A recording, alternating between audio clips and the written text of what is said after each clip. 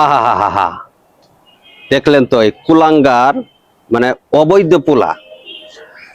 অবৈধ যারা অবৈধ হয়, অবৈধ মানুষ ছাড়া, অবৈধ সন্তান ছাড়া কোনোদিন কোনো হক্কানি আলেমকে গালি দিতে সে পারে না। কি দেয়, হ্যান কারেঙ্গা তেন কারেঙ্গা বাস কে আন্দার পুষ্কুনি ভাঙ্গা, কি জানি করবে আমাকে। ভাই তোকে রেডি আমি 3-4 বছর ধরে শুনতাছি, কি জানি করবি আমারে, অনেক কিছু করবি। কিন্তু আলহামদুলিল্লাহ 3 বছর পার হয়ে যায়, তারপরও দেখলাম যে তোরা সবাই মিললাও আমার নাভির নিচের একটা পশমও ফালাইতে পারলি না। আফসোস, শুধু চাপাই মারস, কিছু করতে তো পারস না। এজন্য চাপা নামাইরা যদি পারস কিছু কইরা দেখাইস, আমার নাভির নিচের একটা পশম পারলে উগলায় দেখাইস। এখন আমি কিছু দলিল দিব, আগে তো অনেক দলিল দিছি, এখন কয়েকটা দলিল দিয়ে ওই বুট্টা মৌলবী সাহ আর ওই বুট্টা মৌলবী সহ তার চেলাপেলা সহ তার বিচিমার্কা ছাত্র সহ যত ওহাবি আছে সব ওহাবিদেরকে ওপেন চ্যালেঞ্জ দিব, যদি হিম্মত থাকে আমার এই দলিল খন্ডায় দেখাইস। মহান আল্লাহ তাআলা পবিত্র কোরআন কারীমের সূরা ইউনূসের 58 নম্বর আয়াতে বলেছেন, কুল বিফাদলিল্লাহি ওয়া বিরহমাতিহি ফাবিযালিকা ফালইফরাহু।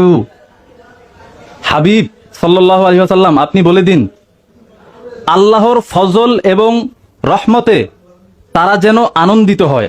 এখন আল্লাহ তাআলা সূরা ইউনূসের 58 নম্বর আয়াতে যে বললেন আল্লাহ তাআলার রহমত এবং ফজল পেয়ে আনন্দিত হতে, এখন আমি যদি বলি আল্লাহ তাআলার রহমত অর্থাৎ প্রিয় নবীজি সাল্লাল্লাহু আলাইহি ওয়াসাল্লামকে পেয়ে আল্লাহ তাআলা আমাদেরকে আনন্দ করতে বলছেন, তাহলে কিন্তু ওহাবিরা মানবে না।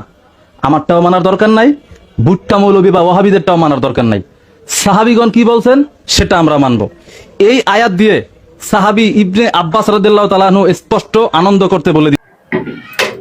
আহা হা হা হা, দেখলেন তো এই কুলাঙ্গার মানে অবৈধ পোলা।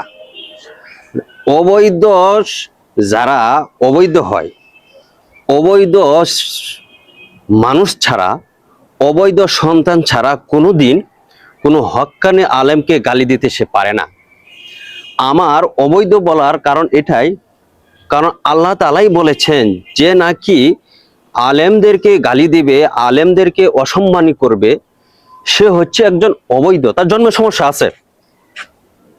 তার যদি জন্মের সমস্যা না থাকতো তাহলে এত বড় একজন সাদা সিধা একজন হক্কানি আলেমকে নিয়ে সে এরকম কথা বলতে পারে না। তার কত মানে তার মানে নিচের পশম এত লম্বা হয়ে গেছে, তার এই নিচের পশম কেউ একটা পশম উঠাইতে পারে না। আইস তো পশম কে সাথে যেটা আছে না, যে টাওয়ার যেটাকে বলে, এটা সহ ইনশাল্লাহ কাইটা দিব মনে। অবৈধ পোলাপান, বদমাইশ কোথাকার, বেয়াদব, চরম বেয়াদব। এই সুন্নিরা এটা বেয়াদব বানাইছে এরকম। এই মাজার পূজারি গুলা, এই সিন্নি কুরগুলা, এগুলার এরকম বেয়াদবি বানাইছে, এরকম অবৈধ বানাইছে। অবৈধ না বানাইলে এরকম কথাবার্তা বলতে পারতো না। আবার কি বলে, কোরআনের দলিল দিয়ে বলে, আবার হাদিসের দলিল দিয়ে বলে, সাহাবায়ে কেরামদের দলিল দিয়ে বলে, এই যে আনন্দ প্রকাশ করা। আনন্দ কিভাবে, এই যে দেখেন, এই ভিডিওটা দেখেন।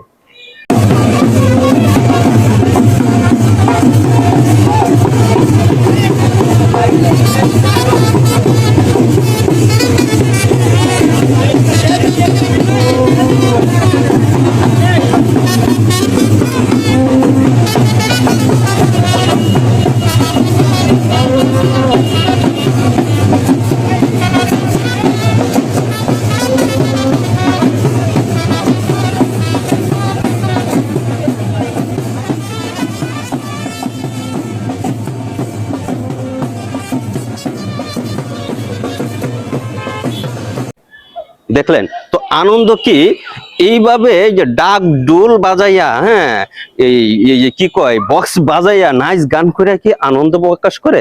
এটার নাম কি ঈদে মিলাদুন নবী? এটা কি ডাইরেক্ট বন্ডামি না?